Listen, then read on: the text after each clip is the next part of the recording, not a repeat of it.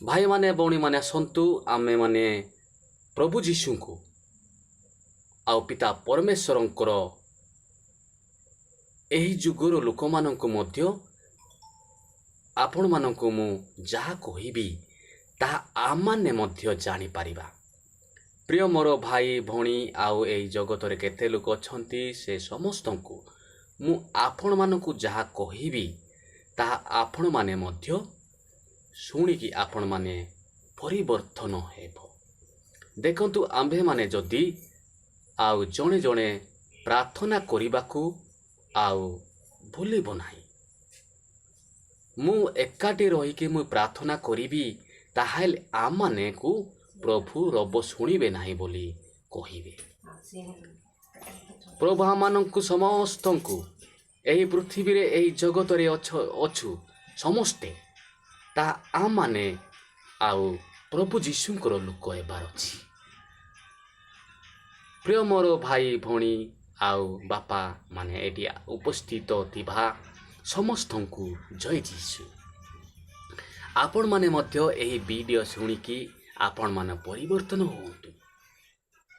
ମୁଁ କେମିତି ପ୍ରାର୍ଥନା କରିବି ଆଉ ପ୍ରାର୍ଥନା କଲେ କେମିତି ପ୍ରଭୁ ମୋ ସହିତ ରହିବ କି ରହିବ ନାହିଁ ତାହା ଆମମାନେ ଟିକେ ଆତ୍ମାରେ ଆମମାନେ ଜାଣିବା।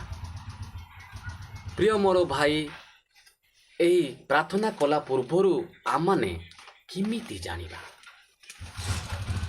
ତାହା ଆମେ ମନେ ଦେଖିପାରିବା। ଆସନ୍ତୁ ଆଉ ଆପଣ ନିଜେ ନିଜେ ଶୁଣିପାରିବେ ଆଉ ଦେଖିପାରିବେ। ଆସନ୍ତୁ ଟିକେ ପାଠ ପଢ଼ିବା, ବାଇବଲ ଟିକେ ପଢ଼ିବା।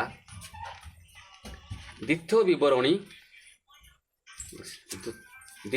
ବିବରଣୀ ତାର 4 ପର୍ବ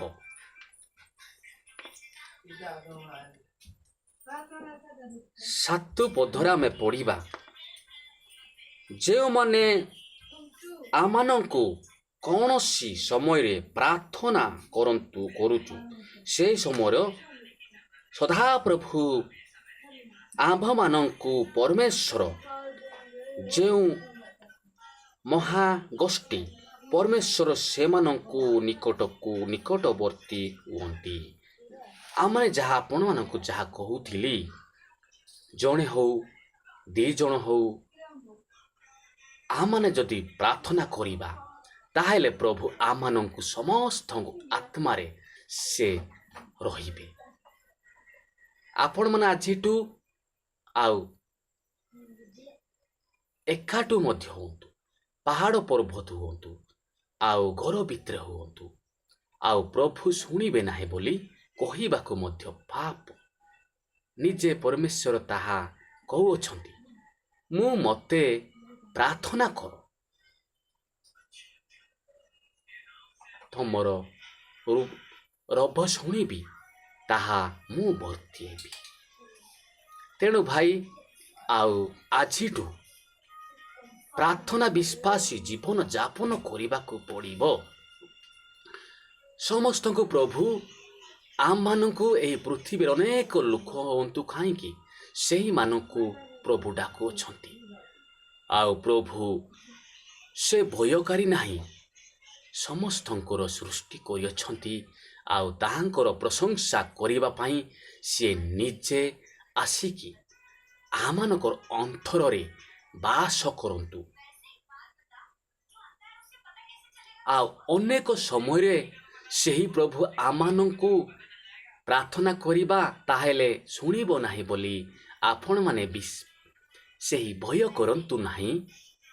ପ୍ରଭୁ ଆମମାନଙ୍କର ପରିବର୍ତ୍ତିତ ଅଛନ୍ତି। ତାହେଲେ ଅନେକ ଏହି ପୃଥିବୀରେ ଆମମାନେ ଅଛୁ ପ୍ରଭୁଙ୍କର ଶକ୍ତିରେ ପାଇଅଛୁ। ଆମମାନେ ଏହି ପୃଥିବୀରେ ଅନେକ ଲୋକମାନଙ୍କୁ ଆମେ ସୃଷ୍ଟି କରିଅଛନ୍ତି, ସେମାନେ ପ୍ରଭୁ ଯୀଶୁ ଆମ ଅନ୍ତରରେ ବାସ କରୁଅଛନ୍ତି। ତାହେଲେ ଆମମାନେ ଯାଇନଥାନ୍ତୁ, ତାହେଲେ ଆମମାନେ ରହିନଥାନ୍ତୁ। ଦେଖନ୍ତୁ ଆମେ ଗୋଟେ ବସ୍ କିଣିବା, ତାହେଲେ ସେ ବସ୍ କି ଗାଡ଼ି ହଉ, ଅଟୋ ହଉ ଆଉ ବାଇକ୍ ହଉ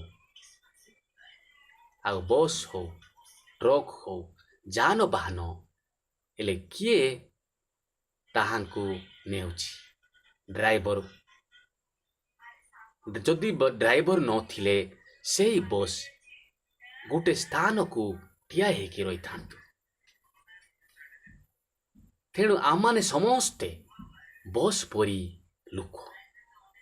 ଆମମାନେ ସମସ୍ତେ ସେଇ ଟ୍ରକ୍ ବସ୍ ପରି ଲୋକ। ସେଇ ଟ୍ରକ୍ ଡ୍ରାଇଭର ନଥିଲେ କୁଆଡ଼େ ଯାଇପାରିବ ନାହିଁ କି ପାସେଞ୍ଜର ମଧ୍ୟ ନେଇପାରିବ ନାହିଁ। ତେଣୁ ଆମ୍ଭେ ପ୍ରଭୁ ଯୀଶୁଙ୍କୁ ପାଇଅଛୁ, କେତେ ଭାଗ୍ୟମାନ ଅଛୁ।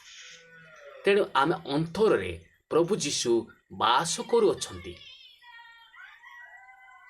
ସେ ନିଜେ କହୁଅଛନ୍ତି ପରା, ତୁମ୍ଭେମାନେ ଯାହା ପ୍ରାର୍ଥନା କରୁ ମୁଁ ତୁମର ଅନ୍ତରରେ ଭର୍ତ୍ତି ହେଇଅଛି। ତେଣୁ ବସ୍ ଗୋଟେ ଡ୍ରାଇଭର ନଥିଲେ, ସେ ଡ୍ରାଇଭର ନଥିଲେ ବସ୍ଟା ରାସ୍ତାରେ ଯିବ ନାହିଁ।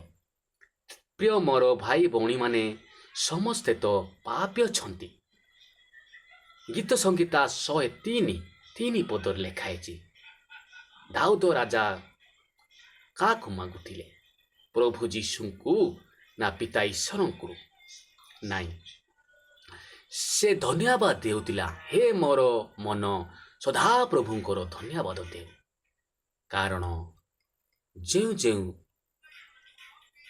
ଅନେକ ଚିନ୍ତା ଦ୍ୱାରା ସେ ରୋଗ ସବୁ ମାଡ଼ି ବସିଥିଲା, ତାହେଲେ ସେ ପ୍ରଭୁ ଯୀଶୁଙ୍କୁ ଆନନ୍ଦରେ ସିଏ ମାଗିଲା, ତାପରେ ରୋଗ ସବୁ ସୁସ୍ଥ ହେବ। ତାହା ଦାଉଦ ମଧ୍ୟ ତାହା କହିଲେ। ଆମମାନେ ଯେ କେହି ପାପୀ ଲୋକ, ପ୍ରଭୁ ବହୁତ ପାପୀ ହେଲେ ମଧ୍ୟ ଆମମାନଙ୍କୁ ପ୍ରଭୁ ଯୀଶୁ ହେଲେ ତାହାଙ୍କର ପୁତ୍ର କରିଅଛନ୍ତି। ପ୍ରିୟ ମୋର ଦାସ ଦାସୀମାନେ, ଆଜିଠୁ ଜଣେ ହଉ 2 ଜଣ ହଉ ଏକାଠି ହଉ ଆପଣମାନେ ପ୍ରାର୍ଥନା ବିଶ୍ୱାସର ଯୋଗ ଦିଅନ୍ତୁ। ଆପଣମାନେ ପ୍ରାର୍ଥନା ବିଶ୍ୱାସୀରୁ ଯୋଗ ଦିଅନ୍ତୁ। ଆମମାନେ ପ୍ରଥମେ ପ୍ରଭୁ ଯୀଶୁଙ୍କୁ ଆରାଧନା କରିବା, ତାପରେ ଭୋଜନ ପାନ ମଧ୍ୟ କରିପାରିବା। ଦେଖନ୍ତୁ ଏହି ଶରୀର ଆଜି ଅଛି କାଲି କି ନାହିଁ। ଆପଣମାନେ ଯଦି ପ୍ରାର୍ଥନା କରିବେ, ତାହେଲେ ପ୍ରଭୁ ଯୀଶୁ ଆମ ସମସ୍ତଙ୍କୁ ଆଶୀର୍ବାଦ କରନ୍ତୁ। ସମସ୍ତଙ୍କୁ ଜୟ ଯୀଶୁ।